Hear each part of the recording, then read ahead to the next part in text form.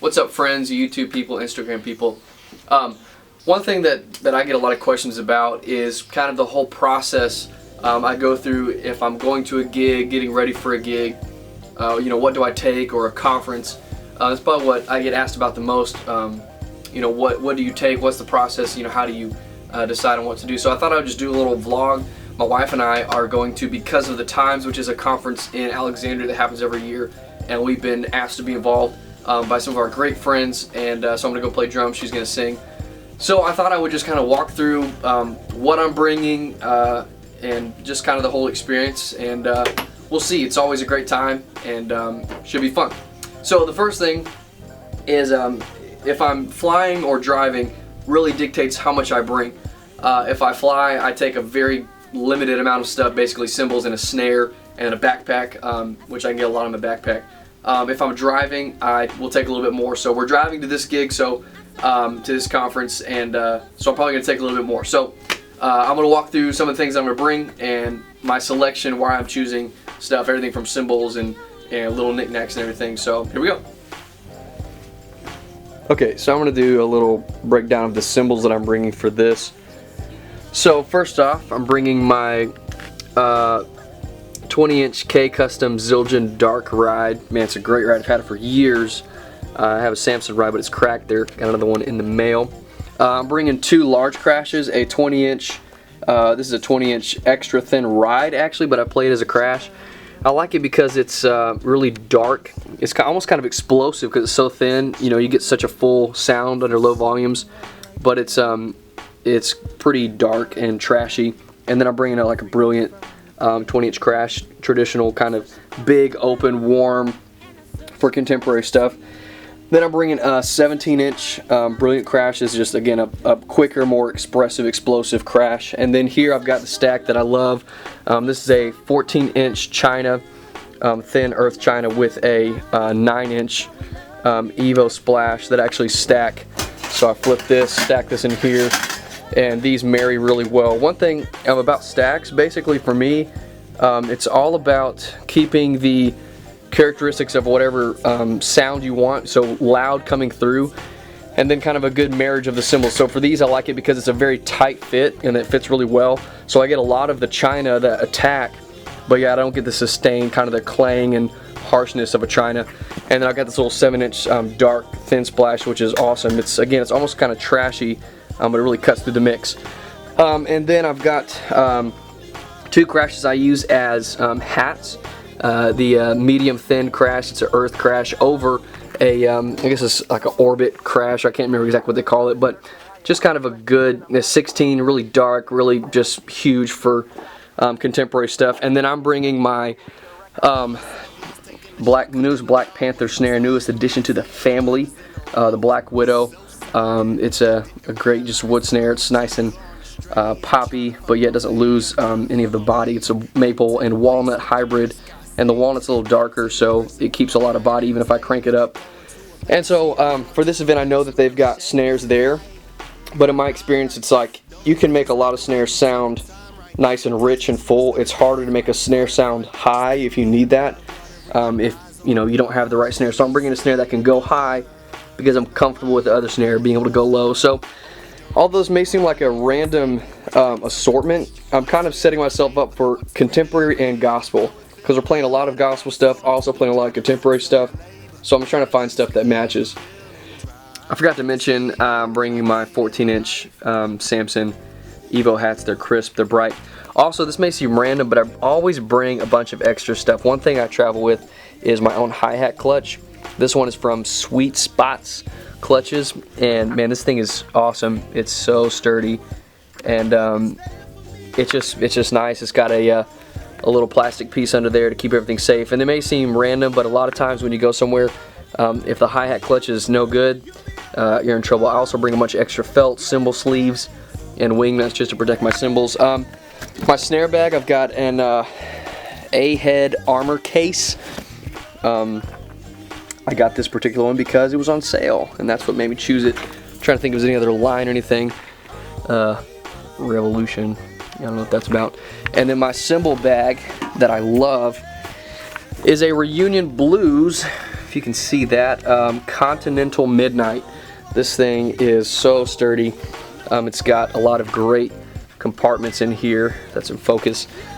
Just the dividers are really protected. I fly with this thing, I drive with this thing, and it does great. So that's just a couple of things I forgot to mention.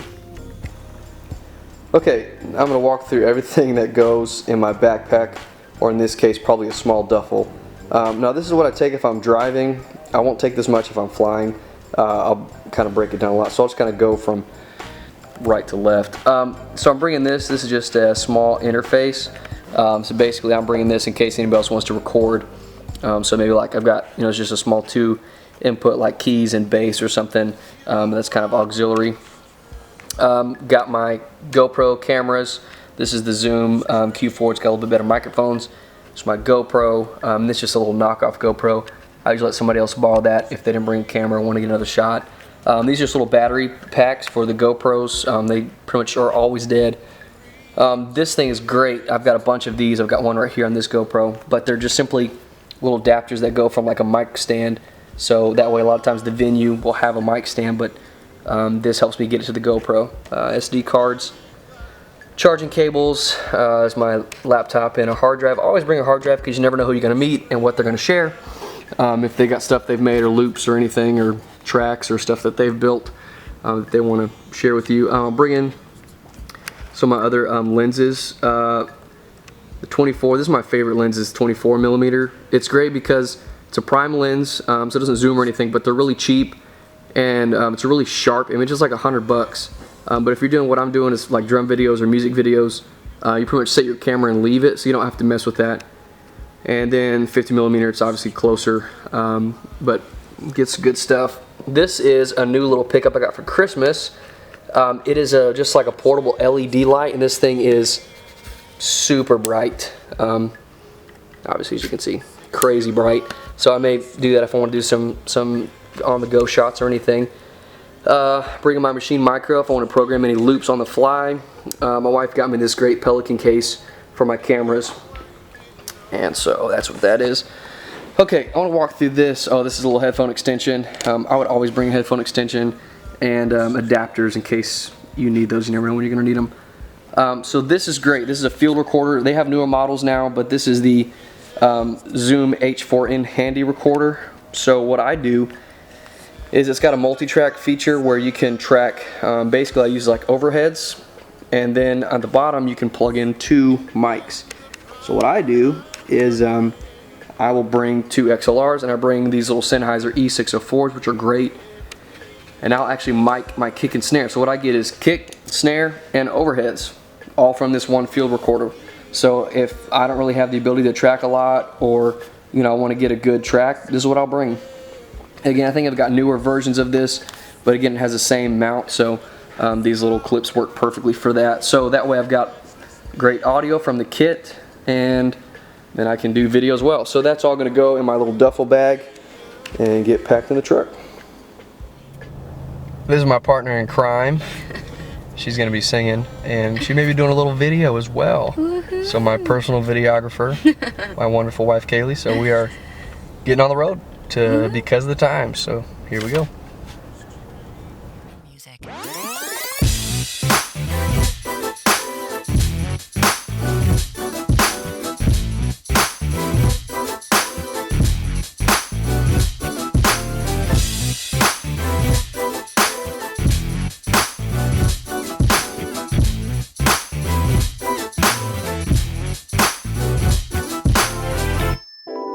Whatever you're going through, I know that my God will see you through.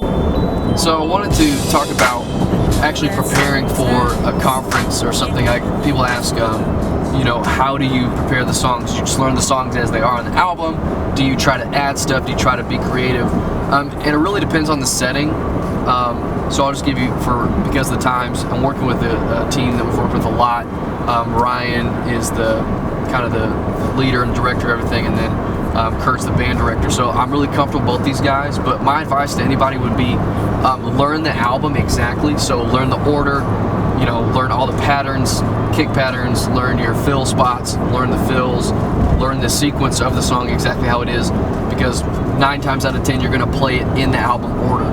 So we basically play things in album order. We use tracks. That's how it's going to be. So prepare for that. And then as far as like creative stuff or adding stuff, again, since I've worked with them, I know that they want, if I want to add extra fill or play a different pattern or add some stuff, they're open for it. But a lot of that gets worked out when you get there. So what I would say is prepare a lot. So learn the song perfectly like the album, and then go back and prepare some extra fills, prepare some extra stuff, and kind of have that, in your back pocket ready, if the opportunity presents itself. But if it's a new gig or if it's the first time you're working with somebody, I would go in and play the part perfectly, and be ready, be prepared. That's absolutely the most important thing, is being prepared. You've got to be ready for the gig. You've got to know all the material. One thing I'll do sometimes, if you got a lot of stuff or it's repetitious, is I'll make little cheat sheets on my phone. So not really like a chart, but just like a reminder. For instance, I'll say intro, big, verse 1 out, kick, pre-chorus, toms, and I'll kind of just give myself a little roadmap. That way, if we're going through a grueling rehearsal or a 3 or 4 hour rehearsal, and you want to scroll through the songs and just kind of have those little notes just to jog your memory, I'll do that sometimes if it's a lot of new stuff, or if it's a last minute deal, I'll just make some little cheat sheets. So that's something. The next thing is just be someone that people enjoy being around. I would say that, there's tons of qualified people, but guys are going to call people that they enjoy hanging out with for a gig. So yes, it's about being a good musician, but it's also about just being a fun person to work with. If you're a diva, if you're really needy, if you're the guy that's always asking the sound man for something on your mix, people aren't going to call you back, because they don't want to work with divas. They don't want to work with people that are too good for people. And find ways that you can bring other things to the table. So for instance, a while back, I was like, look, I need to add something aside from just drums. So for me, it was I need to learn how to make tracks, make sequences, make loops, so that if someone wants me to, I can run tracks. So that's the thing that I've just decided. Every time I go, I'm gonna have loops ready. Even if they have tracks, even if everything else is good to go, I'm gonna have loops ready. So if I play with people, 1, they know that I can run tracks if they need me to, no problem. 2, they know that I'm ready with loops if they need an assistance, or if they want to add a song at the last minute, chances are I've got a loop ready for that. So it's kind of just a little thing for me that I know, hey, this is a way that I can be prepared for the gig, be ready, and then have something a little extra that they can know, man, I like working with him because he brings so much more to the table. So you may have to find out what that is, whether it's be able to play 2 instruments or what. But just some ideas. Just that's what I do to kind of prepare for a gig, and some things that help me in getting ready.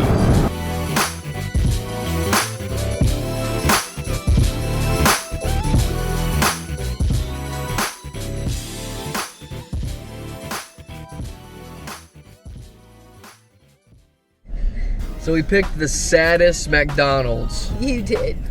McDonald's is my road trip food, and we picked the absolute saddest McDonald's there is. Keep it.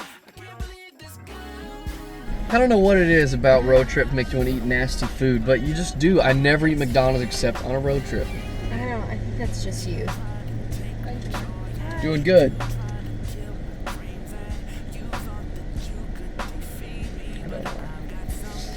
I don't know why I act the way I do. Oh my.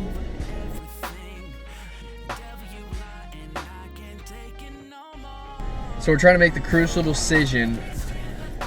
Should I eat in the truck? Do we eat in the new truck?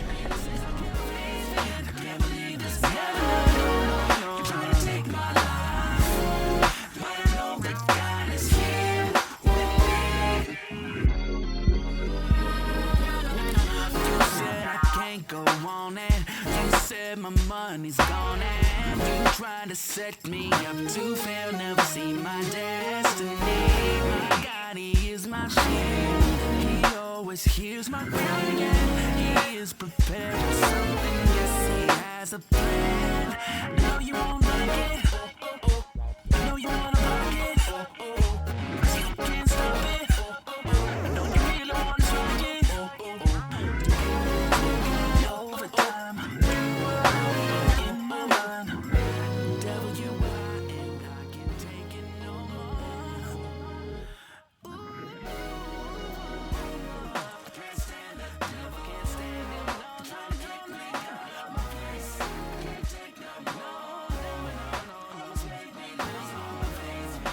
Alright, we're settled in at the hotel and I'm gonna go over the material, but I'm gonna sit in this awkwardly large love seat chair thing.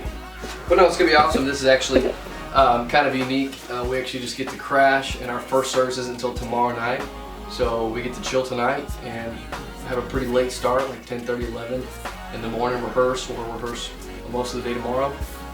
Eat dinner, and then get ready. So cool. That's pretty much it. We get to crash for the evening and this. Can't forget this. Because of the times, they always give us incredible gift baskets.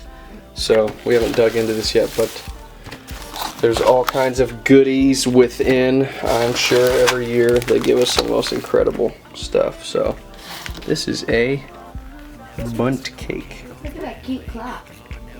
A clock? Yeah, right there. Oh, no way. Yes, this is one of the gifts. How awesome is that? So yeah, the theme this year for this conference is Awakening. And so, yeah, this is one of our favorite events of the year. It's a huge blessing, and everything is also always just first class. First class.